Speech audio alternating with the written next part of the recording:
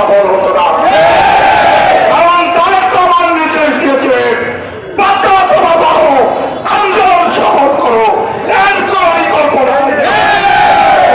সেই তারেক রহমানের বিরুদ্ধে আজকে কটূক্তি করা হচ্ছে। তারেক রহমান, জিয়া রহমান, খালেদা জিয়ার ছবি ভাঙচুর করা হচ্ছে। এই দেশের মানুষ এটা কোনদিন মেনে নেবে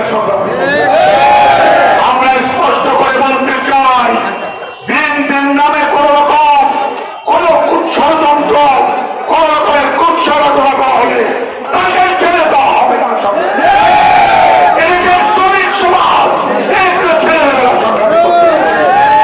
আমি আমার বক্তব্য দীর্ঘায়িত করবো না। আমরা স্পষ্টভাবে বলতে চাই, আমরা কিন্তু শান্তপ্রিয় ভাবে আছি। আমাদেরকে শান্ত রাখে, কারণ আপনারা যেটা চান আমরা সেটা চাই না। আমরা দেশের মঙ্গল চাই।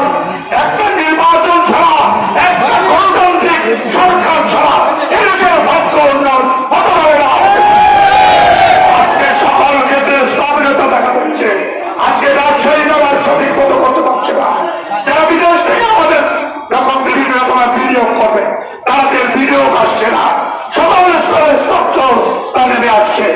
আমরা তাই চাই অতি দ্রুত নির্বাচন এবং নির্বাচিত একটা সরকার এদেশের মানুষের কাজের জন্য কাজ করবে। সংগ্রামী বন্ধুরা, কারণ বন্ধুরা, আমি আমার বক্তব্য দীর্ঘায়িত করবো না।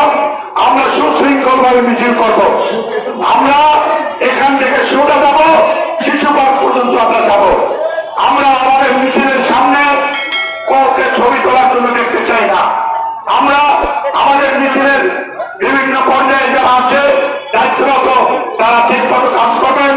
আমাদের নেতৃবৃন্দরা ওখানে যাবেন, তারপর আপনারা আস্তে আস্তে মিছিলে অংশগ্রহণ করবেন এবং তারেক রহমানের বিরুদ্ধে কটূক্তির প্রতিবাদে আপনারা তীব্র ভাবে আপনাদের কণ্ঠস্বর উজ্জ্বল করবেন।